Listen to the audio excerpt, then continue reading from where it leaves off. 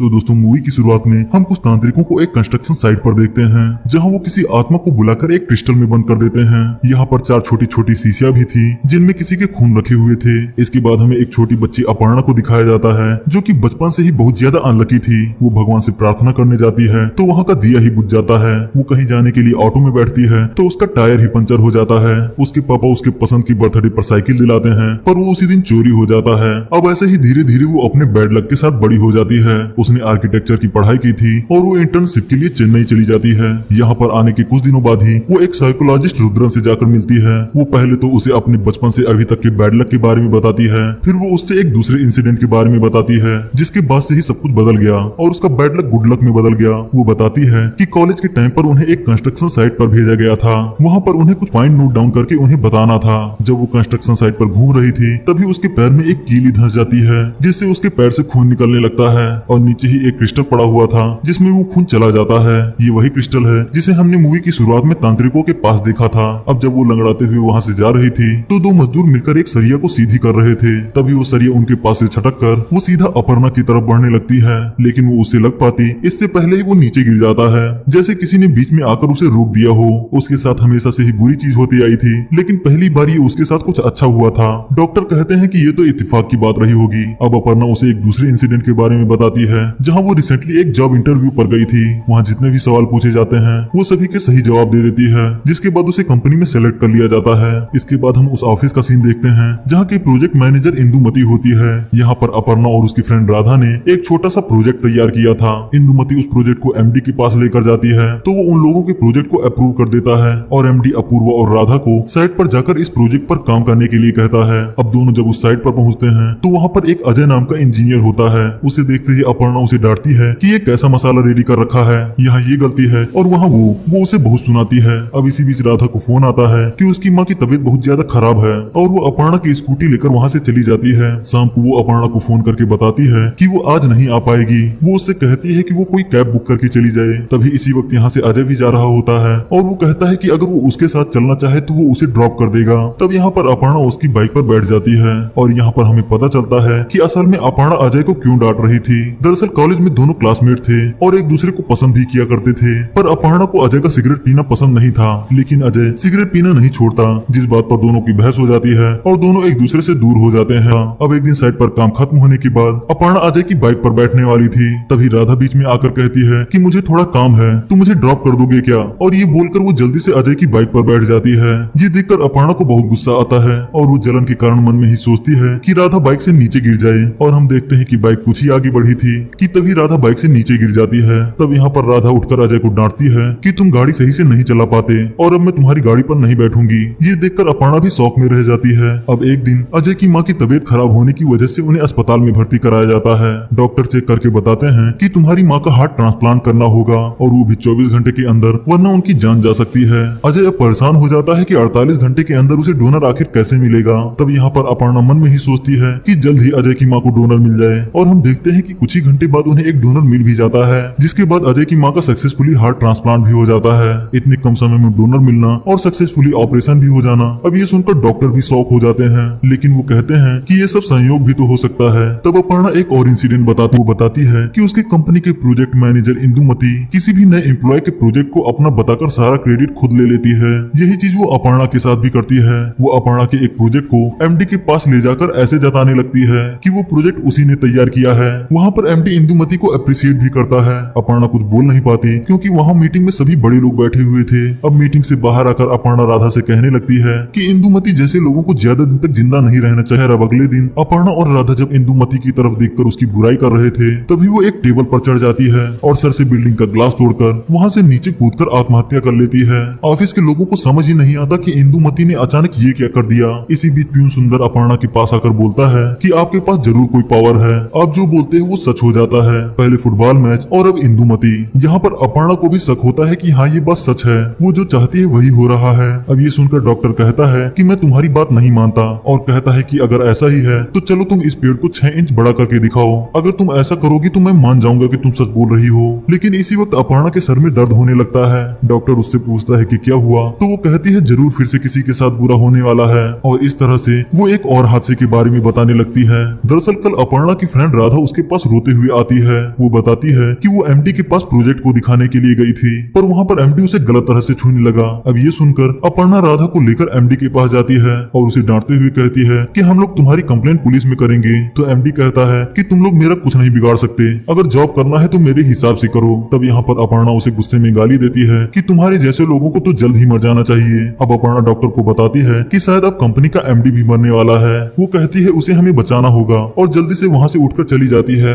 दूसरी तरफ ऑफिस का प्यून सुंदर अपर्णा के बारे में जाकर अपने मामा को बताता है, जो कि एक गुंडा था। वो बताता है कि हमारे ऑफिस में एक लड़की है जो कुछ भी बोलती है वो सच हो जाता है, अगर हम उसे अपनी गैंग में शामिल कर लें तो हमें खून खराबे की जरूरत ही नहीं होगी। इसी वक्त अपर्णा सुंदर को कॉल करके एमडी के बारे में पूछती है कि वो इस वक्त कहाँ होगा। तब सुंदर उसे एक साइट के बारे में बताता है। अब फोन रखने के बाद सुंदर अपने मामा से कहता है कि चलो मैं तुम्हें तुम्हारी आंखों के सामने दिखाता हूँ कि वो लड़की कैसे बिना हाथ लगाए एक आदमी को मार देती है। दूसरी तरफ हम देखते हैं कि अपर्णा के जाने के बाद डॉक्टर अपर्णा की कंपनी के मालिक को फोन करता है, जिसका नाम स्टीफन था और वो एमडी स्टीफन का भाई ही होता है। डॉक्टर स्टीफन को पहले से ही जानता था। वो बताता है कि उसके पास एक लड़की आई थी जो बता रही थी कि उसके भाई की जान को खतरा है। ये सुनकर स्टीफन अपने भाई को फोन लगाकर उसे जल्दी घर आने के लिए कहता है और उसे बता देता है कि उसकी जान को खतरा है। तब वो कहता है कि वो आ रहा है। इधर अपर्णा जब एमडी को खोजते हुए जा रही थी तभी उसे वो रास्ते में मिल जाता है। वो उसे रोककर बात कर ही रही होती है, तभी एक टीन का टुकड़ा आकर उसके गले पर लग जाता है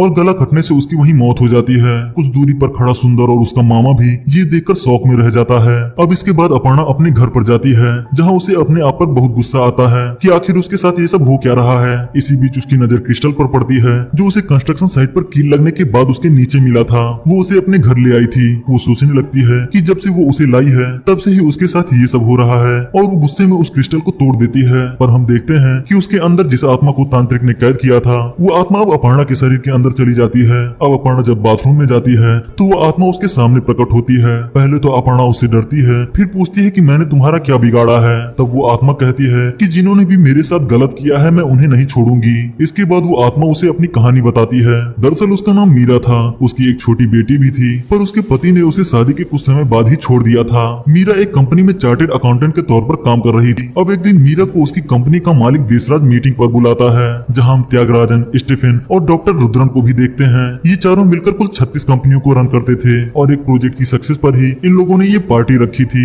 उनका सारा अकाउंट मीरा ही देखती थी। अब एक दिन ये चारों आकर मीरा से कहते हैं कि वो एक फर्जी कंपनी से विदेश से पैसा मंगाना चाहते हैं और वो उसे कंपनी के अकाउंट में हेरा फेरी करने के लिए कहते हैं। लेकिन मीरा इस फ्रॉड में उनकी मदद करने के लिए मना कर देती है। अब इस काम से मना करने के लिए मीरा को काम से निकाल दिया जाता है। अब मीरा कई और कंपनियों में जॉब ट्राई करती है, पर उसे कहीं भी जॉब नहीं मिल रहा था, क्योंकि उन चारों ने उसे ब्लैक लिस्टेड कर दिया था। अब नौकरी न मिलने की वजह से मीरा वापस अपने गांव जाने का फैसला करती है, पर उसकी बेटी के फाइनल्स के एग्जाम थे तो वो सोचती है कि वो एग्जाम खत्म होने के बाद ही गांव जाएगी। दूसरी तरफ उन चारों को पता चलता है कि उनकी कंपनी पर जल्द ही इनकम टैक्स की रेड पड़ने वाली है। अब ये पता लगते ही उन लोगों को लगता है कि जरूर ये शिकायत मीरा ने ही की होगी और अगर इनकम टैक्स वाले उससे पूछताछ करेंगे तो वो हमारे कंपनी की हकीकत सभी के सामने ले आएगी, जिसके बाद ये लोग मीरा को मारने का फैसला कर लेते हैं। दूसरी तरफ हमें पता चलता है कि आज मीरा की बेटी का बर्थडे था। वो उसे स्कूल ड्रॉप करते वक्त कहती है कि स्कूल खत्म होने के बाद तुम अपनी फ्रेंड के घर चली जाना, क्योंकि वो घर पर उसके लिए कुछ सरप्राइज रेडी करने वाली है। जिसके बाद मीरा घर जाकर बर्थडे की प्रिपरेशन में लग जाती है। उसने एक साइकिल खरीदा था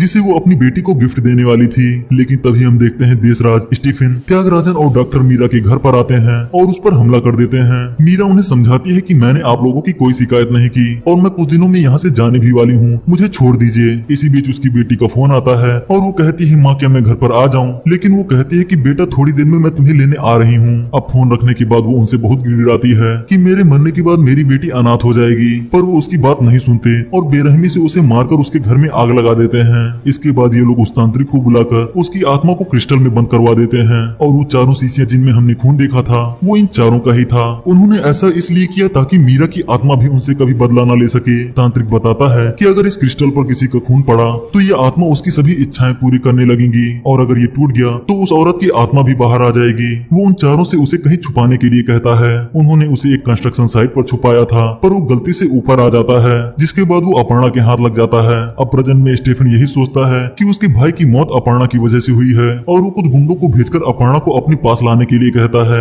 लेकिन वो गुंडे जब अपर्णा को उसके पास लेकर आते हैं तभी मीरा की आत्मा उसके अंदर घुस जाती है, जिसके बाद वो पहले तो गुंडों को पीटती है और फिर अंत में स्टीफन को भी बेरहमी से मार देती है। अब अगले दिन हम प्यून सुंदर और उसके मामा को देखते हैं, जिन्हें एक आदमी को मारने का कॉन्ट्रैक्ट मिला था। यहाँ पर वो सोचते हैं कि अगर वो इस काम में अपर्णा की मदद लेंगे तो वो बस बोलेगी और वो आदमी मारा जाएगा। दूसरी तरफ हम देखते हैं कि मीरा की बेटी अब अनाथालय में थी। वहाँ पर एक आदमी उसे गलत तरह से छूने लगता है और चिल्लाने पर उसे एक थप्पड़ भी मार देता है। अब ये बात अपर्णा के अंदर मौजूद उस आत्मा को पता चल जाती है और वो उस आदमी का चेहरा ही जला देती है। अब जब देशराज को स्टीफन और डॉक्टर की मौत के बारे में पता चलता है तो वो डॉक्टर का सीसीटीवी फुटेज देखता है तो उसमें क्लिनिक पर उसे सुंदर और उसका मामा आखिरी बार मौजूद दिखते हैं। उसे शक होता है कि शायद इन दोनों ने ही डॉक्टर को मारा होगा। दूसरी तरफ अपर्णा अनाथालय जाकर मीरा की बेटी से मुलाकात करती है और वहाँ पर उसके साथ कुछ अच्छा समय बिताती है। अगले दिन सुंदर और उसका मामा अपर्णा को एक टेरेस पर मिलने के लिए बुलाते हैं जहाँ वो बताते हैं कि हमें एक बंदे को मारना है, क्या तुम इसमें हमारी मदद कर सकती हो? तुम बोलोगी तो वो मर जाएगा। पर तभी हम देखते हैं कि यहाँ पर देशराज के गुंडे आ जाते हैं और सुंदर और उसके मामों को यहाँ से उठाकर ले जाते हैं। जिसके बाद देशराज और त्यागराजन उन लोगों को बांधकर पूछता है कि तुमने डॉक्टर को क्यों मारा? तो वो लोग कहते हैं कि टेरेस पर हमारे साथ एक और लड़की मौजूद थी, वो तुम्हें नहीं दिखी क्या? वही सब कुछ कर रही है। लेकिन वो लोग कहते हैं कि तुम दोनों के अलावा वहाँ कोई मौजूद नहीं था। तब इन लोगों को समझ आ जाता है कि शायद मीरा की आत्मा आजाद हो चुकी है और वही इन लोगों से बदला ले रही है। जिसके बाद त्यागराजन फटाफट जाता है और अपने आप को एक कमरे में बंद कर लेता है। लेकिन बंद कमरे में भी मीरा की आत्मा पहुंचती है और वो त्यागराजन का गला तोड़कर उसे मार देती है। दूसरी तरफ मेन विलेन देशराज अपने आप को बचाने के लिए उस तांत्रिक के पास जाता है। उसने मीरा की बेटी को भी किडनैप कर लिया था। तांत्रिक मीरा की बेटी के जरिए उसकी आत्मा को यहाँ बुलाने लगता है। अब मीरा अपर्णा की बॉडी में वहाँ पहुँचती है लेकिन वो तांत्रिक के मंत्रों की वजह से कुछ कर नहीं पाती। वो उसके मंत्रों के सामने बेबस थी। जिसके बाद मीरा की आत्मा अपर्णा के शरीर से निकलकर उस तांत्रिक के पास चली जाती है और तांत्रिक उसे कैद कर लेता है। जिसके बाद देशराज अपर्णा के पास जाता है और उसे चाकू से गोदकर उसे जिंदा ही जमीन में दफना देता है। अब देशराज जब घर आता है तो उसे मिरर में अपर्णा दिखाई देने लगती है। वो वहाँ से भागने की कोशिश करता है लेकिन हर जगह ही उसे अपर्णा की बॉडी दिख रही थी। वो पूछता है कि तांत्रिक ने तो तुम्हें कैद कर लिया था, तुम बाहर कैसे आ गई? तब अपर्णा हंसती है और हम कुछ समय पहले का सीन देखते हैं जहाँ पर तांत्रिक को मीरा की आत्मा पर दया आ जाती है और वो जान रहा था कि देशराज गलत काम कर रहा है और इस वजह से वो मीरा की आत्मा को आजाद कर देता है। जिसके बाद मीरा की आत्मा जमीन में गड़ी अपर्णा की बॉडी में वापस घुस जाती है। अब ये सब बताने के बाद अपर्णा देशराज को मार देती है। जिसके बाद हम देखते हैं कि अपर्णा के शरीर में परमानेंट मीरा की आत्मा आ जाती है और वो अजय से शादी करके मीरा की बेटी को गोद ले लेती है और ये मूवी यही समाप्त हो जाती है।